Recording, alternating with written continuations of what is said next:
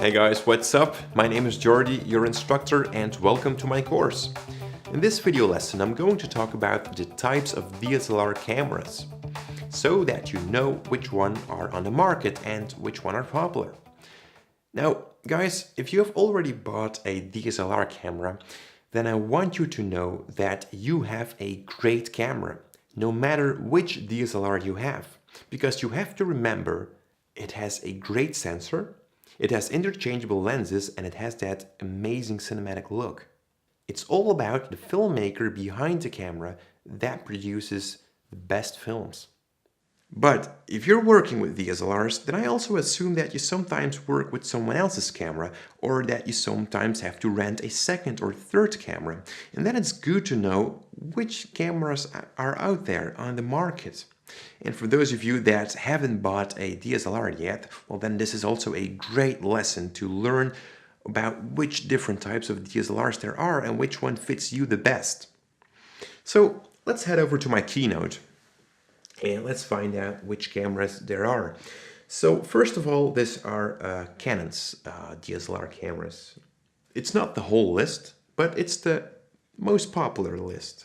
You will definitely find those cameras in the market. Then we've got Panasonic, and finally we've got Sony. So these are the four brands that are being used the most. And you know, some cameras are older and some cameras are newer. And if you're watching this course like a couple of months later, well then probably new cameras are out there, maybe better, with new great features and stuff like that. But you know, the 5D Mark II is almost, I think, 5 years old now, and it's still being used a lot in the market, in the industry. So when you take a look at the 5D Mark III, I'm sure that in 5 years you will still find people, a lot of people, shooting with that camera, even though there is a Mark IV or something. Now when we take a look at Nikon, we have like the D800, the D4, that are also pretty new cameras. And like the Sony A99 is also pretty new, and it has some great new features. So I'm definitely going to talk about that one. I'm not going to cover the whole list. These are the cameras that I'm going to cover. So we've got the 5D Mark II. By the way, that's the main camera also that I'm shooting here in my studio, so that you have an idea. And the camera over there is the 600D. And it's actually exactly the same as the 650D, only the 650D has a touch screen, but for the rest they're actually almost the same. Now we've got the 7D. It's also a pretty old camera today, but it's still amazingly popular and it's still being shot with. It's a great camera. Alright, now before I'm going to talk about those DSLRs, I first want to show you the hybrid cameras. Now, what are hybrid cameras? Hybrid cameras are real cinematic or video cameras that have the same hardware as a DSLR camera. So they have large sensors, they have interchangeable lenses, and you can add your photo lenses on them, and they have solutions like audio solutions, some things that DSLRs don't have. And they're especially made for video, you know, that's their main purpose. They can't shoot stills, but then again, they are extremely expensive. Like the photo down below here, it's the F55 from Sony, and it's in the same price range as a Red camera or a ARRI Alexa. And then we're talking about, I don't know, $30,000, $40,000. So I'm not going to cover these cameras because they are really out of the price range that you're looking for, I think. Because if you're watching this course, then I assume that you're an amateur or a semi-professional that wants to learn about the DSLR camera. But I want you to know that these cameras are out there. You know, that the DSLRs have had such an impact that cinematic cameras, new cameras, even reportage cameras, etc. are being formed out of there. Alright, the 5D Mark II.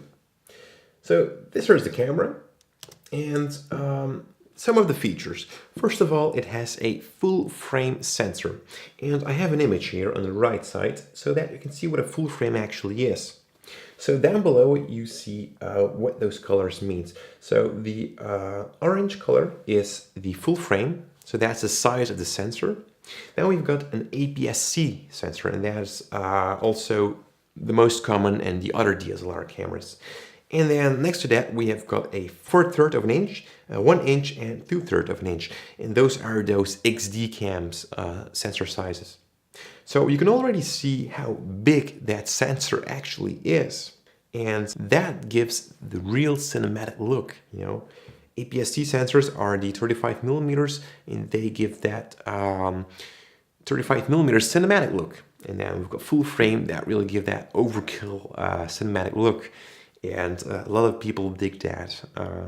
So that's what this camera makes it so interesting. You know, it's a great camera in low light situations. It has not much noise in the image when you shoot in low light, and that's also because of the big sensor size. Now, all about this hardware, I'm going to talk about that later in this course. I've got some separate lessons about that. Then next, it has magic lantern support, and it's not official, but I think that's something very important because it's being used in a professional industry. Now, Magic Lantern is a firmware, actually software, that runs next to Canon's firmware on the camera.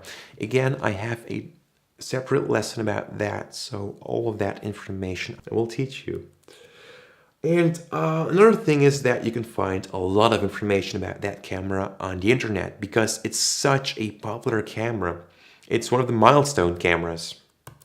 And finally, you can find a lot of accessory support.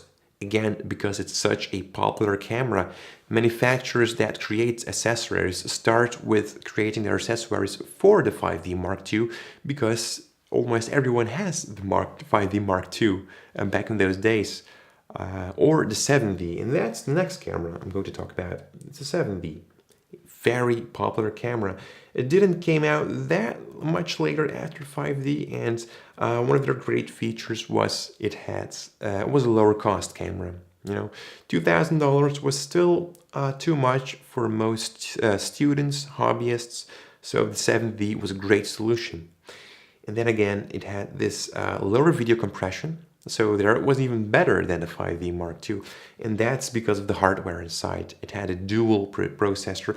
Again, I have a separate lesson about that, about the internal hardware. And we could add less expensive lenses on that camera. The reason for that was because it's a smaller sensor, so we don't need full frame lenses on that. You know, we could add lower cost lenses, and that's again great for students and hobbyists. And then suddenly we've got this feature. And this is an amazing feature. We could shoot 60 frames per second with this camera, something that a 5D can't. That's again because of the dual processor that the camera has. So that means we can shoot slow motion. The only downside is that we cannot shoot it at full HD, but only at 720p. But you know, it's still HD, and for internet videos, for the hobbyist students, it's a great feature, and it's good that it's at 720p. It's enough. And then finally, we've got the 650D. And again, if you look at that camera angle over there, it has the same image quality as the 650D. The only thing is that this one has touchscreen. Anyways, that's the lowest cost DSLR out there. And if you look at the image quality right now, it's amazing. It really is amazing. I bought that camera for $500. That's nothing. Really, that's nothing. And it has also Magic Lantern support, which is a great feature. And it has this flip screen, which comes in very handy. Like also, again, like in my studio now, I can see myself on the flip screen. You know, I don't need much assistance over here to check the frame, etc. And again, also it has 60 frames per second, unfortunately only at 720p. Alright, Nikon, the D800. You can compare that camera with the 5D Mark II. That's a full frame sensor, like I said before. It's great in low light, again also because of that full frame sensor. also because of the processor inside there that reduces that noise. And it has a dual SD card. And that's also great. Like if one of your SD cards gets full with footage, you can flip over to the next SD card. You know, you've got 2 slots of them. And it has clean HDMI out. Now, what does this mean? DSLRs shoot at a compressed video signal. Now, not much cameras have that feature, but if you have clean HDMI out, that means you can add an external recorder on your camera. And that means you can shoot at codecs like ProRes, which have a much higher bitrate so that you won't see much compression artifacts. Great feature. Now it's again costs some money. I think external recorders go from $1,000, $2,000, $3,000. But you know, if you have the money, it's great feature. You know, able to film with a small camera that has this great cinematic film look, recording that with a great codec, less compression. It's great. Then we've got the D3100, and that's also their lowest cost camera. You know, the D800 is a pretty expensive camera. It also goes out for $2,000, $2,500 somewhere. And the D3100 goes out for, again, $500, $600. It's amazing. And unfortunately, you don't have 60 frames per second with this camera. So I also don't recommend to buy this camera. You can better buy a Canon 600D, 650D. It has the same price range and you have that great feature of 60 frames per second, and you have Magic Lantern support, which the Nikons don't have. And then we've got Panasonic with their Milestone GH2 camera. And the reason for that was because people were able to hack that camera and they could lower the video compression, and some people even claimed that this camera had much better image than the 5D Mark II, even though it's less expensive than that camera, because they hacked that. Anyways, let's take a look at the features of that camera. So it can shoot at an MJPEG codec, a motion JPEG codec. Also a very wanted codec because it has way less compression artifacts. It's a great feature, the only camera that has that one. Then it can shoot at 60 frames per second, unfortunately only at 720p, a lower high definition resolution. And it's less expensive, like I've also said before, and it can be hacked. No, it's called P-Tool, that hacking solution. Now we can decrease the compression artifacts a lot, and we can shoot at 11,000 frames per second. Also an amazing feature that no other camera can do. Normally this camera also can, but no, people will manage to hack it. And then finally we've got Sony with their A99 camera. And usually I don't talk a lot about Sony because their DSLRs just isn't what it's supposed to be. But when they released this one here, it did make me interested about it. It's a full frame camera, and it can shoot 60 frames per second at full HD 180p. And that's one of the reasons I really dig this camera. And also their compression artifacts are much less. They really give some more features. The image is starting to look way better. It joined the competition. And for me, this camera is currently pretty much at the top of my top 3. And finally, also it has clean HDMI out. So definitely for semi-professionals or professionals like me, this is a great solution camera. And I'm really thinking about something like this is going to be my next DSLR camera, because the 5D Mark II is getting pretty much old. Well, you know, it can still run perfectly. But you know, it's a pretty cool camera. All right, guys. So, this was the list of the DSLR cameras, which are pretty popular, being used a lot. Now you have an idea what you can find on the market. Now I can't go too deep into this because you can talk like half an hour on each camera there is. To give you a tip, go to YouTube, go to Vimeo and search for reviews. There are great people on YouTube and Vimeo that do amazing reviews on any camera you can find out there. Now, when you need to make a decision on which camera you should buy, try to think at your price range. That's the first thing. How much money do I have? Am I going to spend all my money on the camera, or am I going to leave something over for audio solution, lighting, lenses, etc.? Keep that in mind all the time. And then next thing is functionality. Alright guys, thanks a lot for watching this video lesson.